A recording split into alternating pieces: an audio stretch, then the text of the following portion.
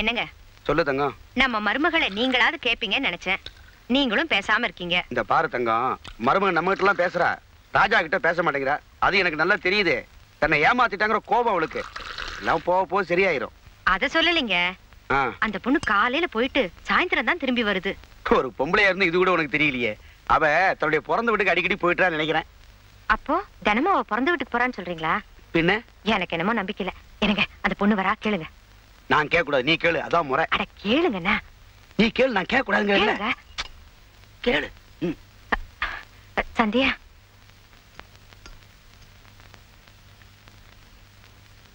உன் வீட்டுல இப்பெல்லாம் உன் மேல கோவம் இல்லையே? அவங்க கோவமா இருக்காங்களா சந்தோஷமா இருக்காங்களான்னு எனக்கு எப்படிமா தெரியும்? தினமும் உங்க வீட்டுக்கு தானமா போயிட்டு வர? இல்ல. அப்ப தினமும் எங்கம்மா போயிட்டு வர? நான் வேலைக்கு போயிட்டு வரேன். வேலைக்கா? நீ எதுக்குமா வேலைக்கு போகணும்? ஏன், நான் வேலைக்கு போக கூடாதா? அதுக்கு இல்ல, நீ வேலைக்கு போற விஷயம் ராஜாவுக்கு தெரியாது போல இருக்கு. என்ன இருந்தாலும் அவங்கிட்ட ஒரு வார்த்தை சொல்லாம போறது தப்பு இல்லையா?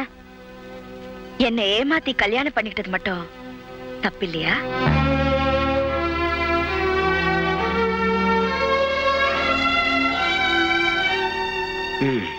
புருஷ முண்டாட்டிக்குள்ள பிரச்சனை முடியிற போது முடியட்டும். நாம ஒண்ணும் தலையிட வேண்டாம். ஏன் ராஜா நடந்து வரான்? ரிக்ஷா என்னாச்சு? ராஜா ரிக்ஷா என்னாச்சு? நான் ரிக்ஷா ஓட்டினா என் மாமனார் மச்சனுக்கு ரொம்ப அவமானமா இருக்கான். அதனால ஆளுங்களை அனுப்பி ரிக்ஷா உடைச்சிட்டாங்க. ரிக்ஷாவை உடைச்சுட்டாங்களா? பொழப்புக்கு என்ன பண்றது? பொழப்பா புதுசா தொடங்க போறேன். புதுசாவா? ஆமாமா, புது ரிக்ஷாவில் தொடங்க போறேன். ஏய், புது ரிக்ஷா வாங்குறதுக்கு பணம் எதுரா? என் மாமனார் எனக்கு சீதனம் அனுப்பி வைப்பாரு. என்னடா சொல்ற? ஆமாமா, என் மாமனாரோட 5 ஸ்டார் ஹோட்டலுக்குள்ள நுழைஞ்சேன். 50,000 அவுட். மாமனார் அலறிட்டாரு. பாரு இப்ப புது ரிக்ஷா வருதா இல்லையான்னு.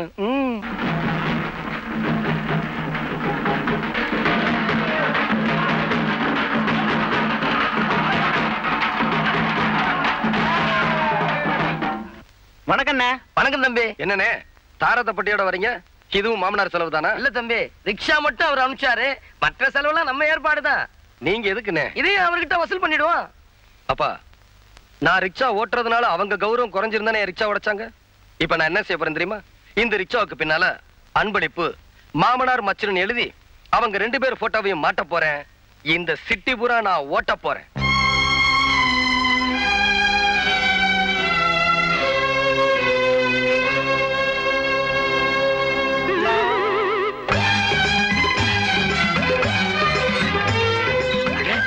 சந்திரசேகர் ரிக்ஷாக்காரனுக்கு மாமாவா? அருண் வந்து ரிக்ஷாக்காரனுக்கு மச்சானா? என்ன அது அநியாயமா இருக்கு?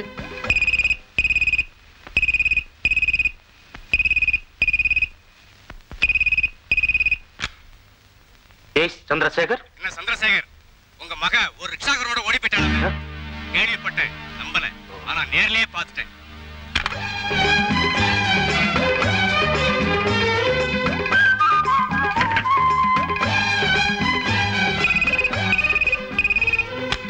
ஹலோ சந்திரசேகர், உங்க மக ஒரு ரிக்ஷாக்காரனை மேரேஜ் பண்ணிட்டாலாமே. Wrong number please.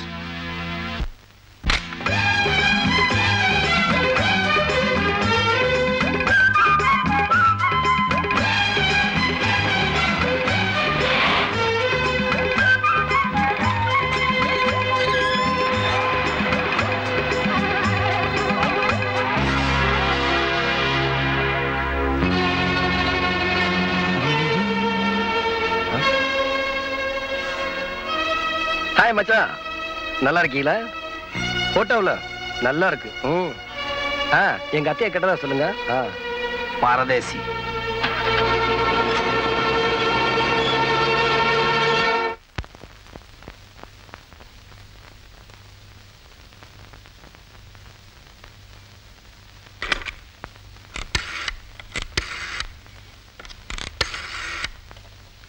ஹலோ,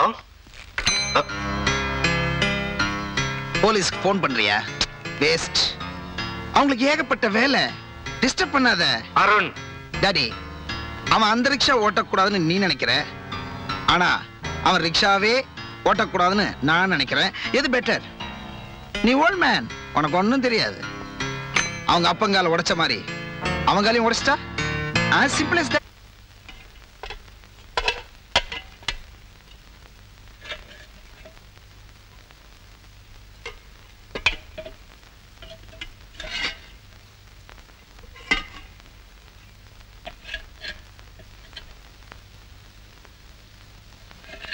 அம்மா, அவ எங்க போயிட்டு வரா?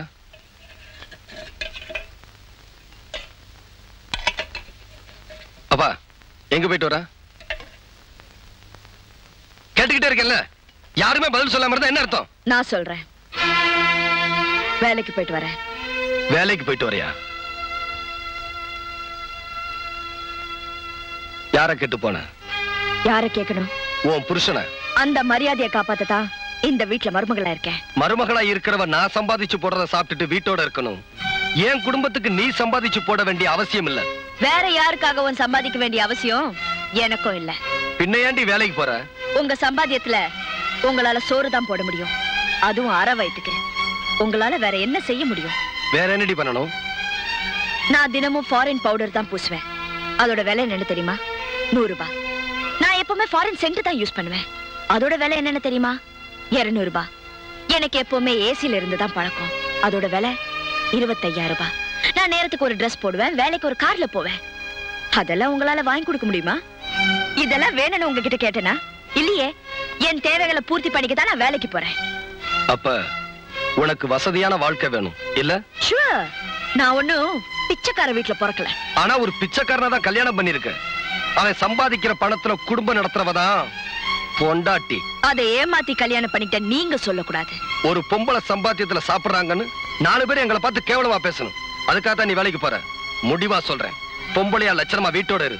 உங்க வசதிக்காக, உங்க படிப்புக்காக உங்க தங்கச்சி பூ விக்க போலாம், உங்க அம்மா வீட்டு வேலைக்கு போலாம். அது தப்பு இல்ல. என் வசதிக்காக நான் வேலைக்கு போனா அது தப்பா? அப்படி வசதியா வாழ நினைக்கிறோம், உங்க வீட்டுக்கு போக வேண்டியதானே. இங்க ஏண்டி இருக்க? லைசன்ஸ் இருக்கு.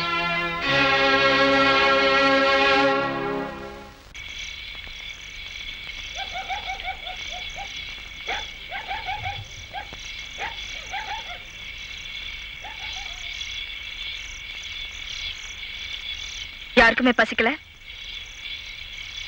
யாரும் சாப்பிட மாட்டீங்களா?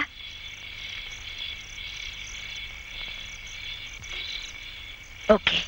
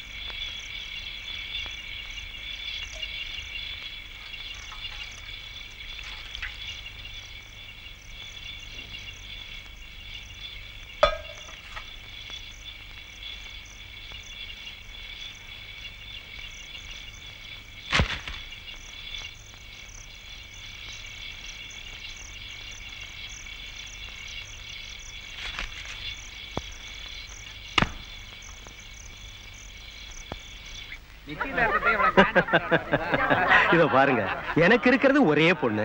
அவளுக்கு செய்யாம வேற யாருக்கு சார் நான் செய்ய போறேன்? நேரமாச்சுங்கிறா, கட்ட மாத்திக்கலாமா? என்னோட பார்ட்னர் வரணும். இந்நேரம் அவர் வந்திருக்கணும். கொஞ்சம் வெயிட் பண்ணுங்க, போய் பார்த்துட்டு வரேன்.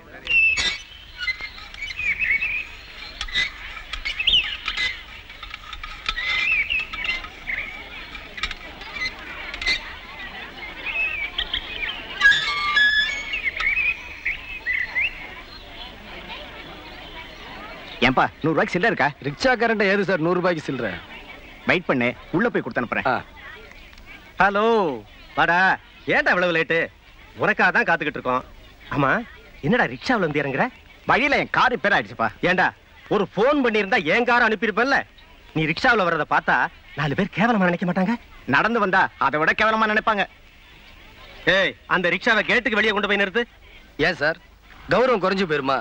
ஜட்ஜு சார், உங்களோட மதிப்பு வீட்டுக்குள்ள ரிக்ஷா வந்ததுல இல்ல, நீங்க சொல்ற நியாயமான தீர்ப்புல தான் இருக்கு. கூலியை கொடுத்துட்டா நான் ஏன் சார் இங்க நிக்க போறேன்? டப்பா பாத்தீங்க. ஏய் ரிக்ஷாவை கொஞ்சம் நிறுத்து.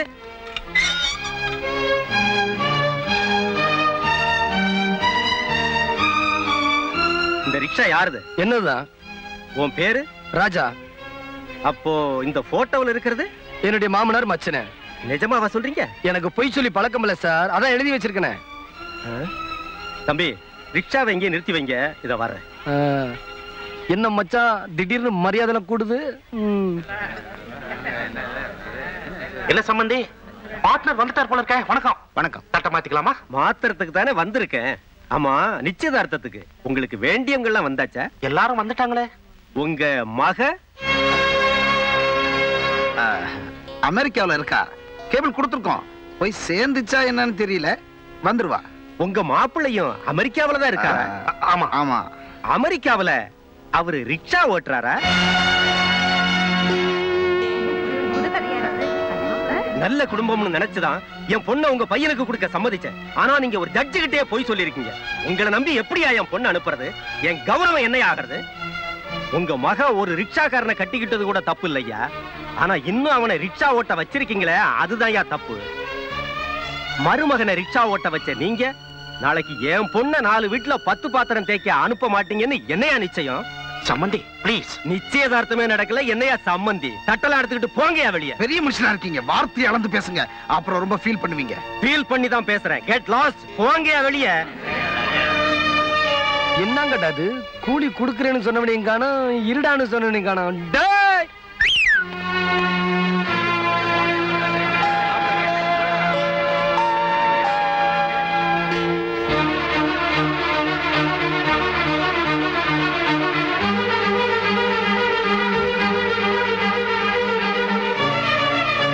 எவ்வளவு தூரம்? மாமா கேட்டதா சொல்லுங்க. மாமாவும் கூட வந்திருக்காரு. ஒருக்கி ராஸ்கல், திட்டம் போட்டு என் குடும்பத்தை பழி வாங்கணும்னு முடிவு பண்ணிட்டல. என்ன மாப்பிள்ள சொல்றீங்க? இந்த ஒரு தடவை மாப்பிள்ளன்னு சொன்ன மாப்பிள்ள கோபப்பட்டா உறவு முறை விட்டா போயிரும். மாமா நான் சொல்றது கரெக்ட் தானே? அத்தை நீங்க எடுத்து சொல்லுங்க. டேய், என்ன பத்தி நீ சரியா புரிஞ்சுக்கல. என்கிட்ட மோதன என்ன பண்ணுவேன் தெரியுமில்ல? என்ன பண்ணுவ? எங்க அப்பா காலை உடைச்ச மாதிரி என் காலையை உடைச்சிருவியா? மச்சான் உனக்கு ஒரு விஷயம் தெரியுமா? அன்னைக்கு எங்க அம்மா என்ன தடுத்துட்டாங்க. இல்லைன்னா இந்நேரம் நீயும் உங்க அப்பனும் கட்டக்கால நடந்துகிட்டு இருக்கணும்.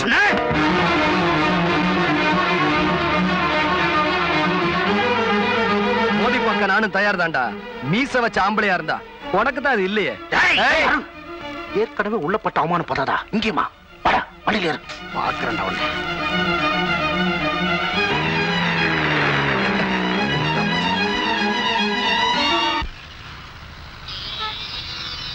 என்ன சந்தியா, அவசரமா போகணும்னு சொன்னியே? உன் நேரம் பஸ்ஸையே காணோம். பேசாம ரிக்ஷால போயிடலாமா?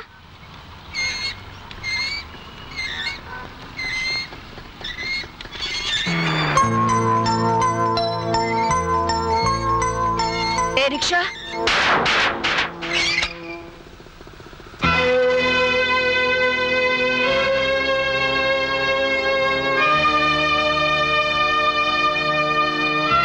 புதுப்பேட்டை போனோம், வரியா? அவசரமா போனோம், வேணா 2 ரூபாய் சேர்த்து கொடுக்குறேன். அட வர வரலன்னு சொல்லியா? பேசாம இருந்தா என்ன அர்த்தம்? பொம்பளைங்களை ரிக்ஷால ஏத்துறதுல இவருக்கு லட்சியம் போல இருக்கு.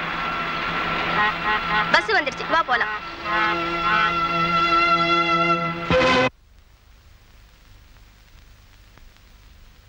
என்ன தம்பி இது?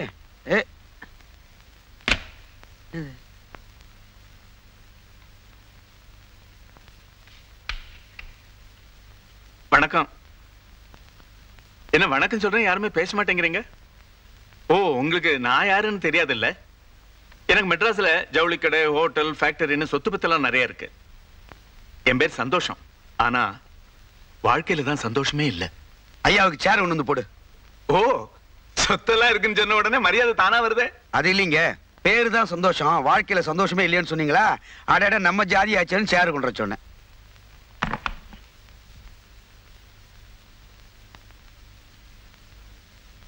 நான் எப்பவோ செத்திருக்க வேண்டியது.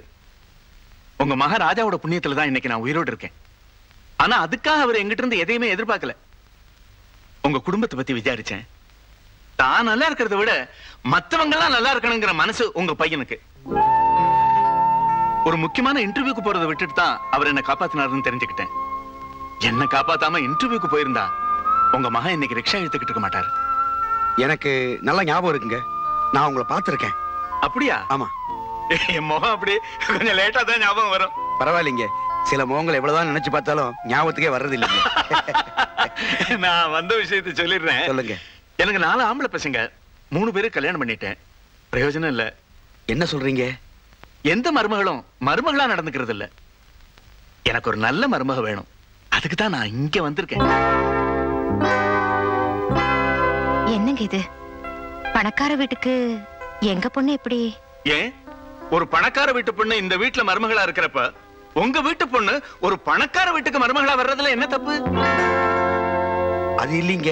உங்க பையனோட குணத்துக்கு முன்னாடி பணம் என்னங்க பணம்? கல்யாணத்தை எப்ப வச்சுக்கலாம் அத சொல்லுங்க முதல்ல.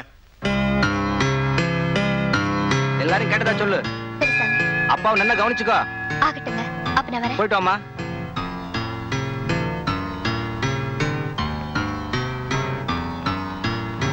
ஹலோ வாடி.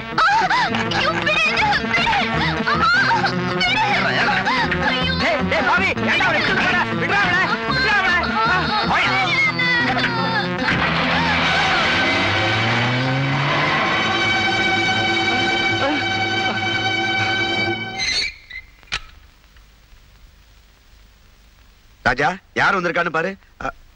ஏண்டி கட்டின புருஷன் கூட பார்க்காம 4 பேத்துக்கு முன்னாடி ரிக்ஷா வரையா நான் கூப்பிடுற?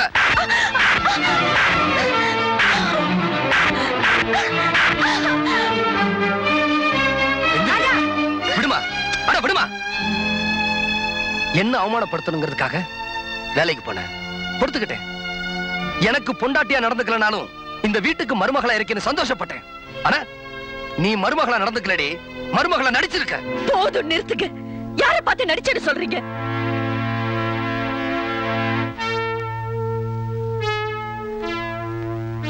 ஆமாங்க, நான் நடிச்சேன். என் உயிரா நினைச்ச உங்களை வெறுத்தேனே, அதுதாங்க நடிப்பு. பேசணுங்கிற ஆசைய மனசு நிறைய வச்சுக்கிட்டு உங்ககிட்ட ஒரு வார்த்தை கூட பேசாம இருந்தேனே, அதுதாங்க நடிப்பு. உங்களையும் உங்க குடும்பத்தையும் அவமானப்படுத்தணும்னு நினைச்சிருந்தா அன்னைக்கு இன்ஸ்பெக்டர் கேட்டப்பவே நீங்க கடத்திட்டு வந்துதான் தாலி கட்டிங்கன்னு சொல்லி உங்களை ஜெயிலுக்கு அனுப்பிச்சிருப்பேன். நீங்க ஒண்ணு என்ன இரும்பு சங்கிலி போட்டு பூட்டி வைக்கலையே, ஆனாலும் நான் இங்கேயே இருந்தேன். ஏன்? உங்களை உயிருக்கு உயிரா காதலிச்சு அதுக்காக உங்க அப்பா கால் போனதுக்கு நானும் ஒரு காரணமா இருந்தேனே, அதுக்காக. உங்களுக்கு ஞாபகம் இருக்கா? நீங்க முதல்ல வாங்கி கொடுத்த பூவை நான் வீசி எறிஞ்சேன். ஏன் தெரியுமா? அந்த பூவை நான் வாங்கியிருந்தா எனக்கு ஒரு புடவை வாங்கி கொடுக்கணுங்கிற ஆசை உங்களுக்கு வந்திருக்கும். நாம வாங்கி கொடுத்த புடவையில பொண்டாட்டி அழகா இருக்காளே, அவளுக்கு ஒரு நகை வாங்கி போட்ட என்னங்கிற நினைப்பு உங்களுக்கு வந்திருக்கும். நான் அவங்களோட சிரிச்சு பேசிருந்தா உங்களுக்கு என்னோட சிரிப்பு மட்டும்தான் தெரிஞ்சிருக்கும். பெத்தவங்களோட வேதனை தெரிஞ்சிருக்காதுன்னு நான் நினைச்சேன். நீங்க முதல்ல ரிக்ஷா ஓட்டி சம்பாதிச்ச பணத்தை உங்க அம்மா கிட்ட கொடுத்தப்போ நான் எவ்வளவு சந்தோஷப்பட்டேன் தெரியுமா? ஆனா உங்களை பெத்தவங்க சந்தோஷப்படல, வேதனைப்பட்டாங்க. அது எனக்கு மட்டும் தான் தெரியும், உங்களுக்கு தெரியாது. அப்போ ரிக்ஷா ஓட்டுறத கேவலமா நினைக்கிறீங்களா? இல்லங்க, ரிக்ஷா ஓட்டுறத கேவலமா நினைக்கல. ஆனா அதையே நீங்க ஒரு முடிவா நினைச்சிட்டீங்களோன்னு நான் பயந்தேன். நான் எதுக்காக வேலைக்கு போனேன் அது உங்களுக்கு தெரியுமா? நான் வேலைக்கு போறத பார்த்து நீங்க ஆத்திரப்படுவீங்க, அப்புறம் ரிக்ஷா ஓட்டுறத நிறுத்திட்டு வேற நல்ல வேலைக்கு போவீங்கன்னு நான் நினைச்சேன். ஆனா நான் அதுலயும் தோத்துட்டேன். என் தேவைகளுக்காக வேலைக்கு போறேன்னு சொன்னேனே, அது போய் இத்தனை நாளா உங்க சம்பாத்தியத்துல தாங்க வாழ்ந்துட்டு இருக்கேன். நான் சம்பாதிச்சது பூரா பேங்க்ல போட்டு வச்சிருக்கேன். உங்க தங்கச்சிக்கு நல்ல இடத்துல கல்யாணம் பண்ணி கொடுக்கும் போது உபயோகப்படுமேன்னு தான். இந்த உண்மையை நான் அப்ப சொல்லிருந்தா உங்க தன்மானத்தை பாதிக்குமேன்னு பயந்துதான் நான் போய் சொன்னேன்.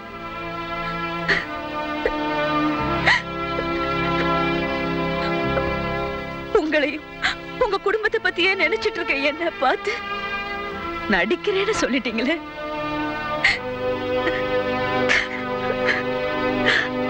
தம்பி, அந்த பொண்ணு நினைச்சது தப்பே இல்ல. எந்த பொண்ணும் தம் புருஷன் காலமெல்லாம் ரிக்ஷா ஓட்டிக்கிட்டு இருக்கணும்னு ஆசைப்பட மாட்டான். தம்பி, உனக்கு படிப்பு இருக்கு, அறிவு இருக்கு, திறமை இருக்கு, நல்ல குணம் இருக்கு, உனக்கு நல்ல வருங்காலமே இருக்கு. நீ நினைச்சா பெரிய ஆளா வரலாம் சார். அதத்தான் தம்பி அந்த பொண்ணு சொல்லுது. நீ அதை புரிஞ்சுக்காம ஏன் அனாவசியமா எக்ஸைட் ஆற? B com.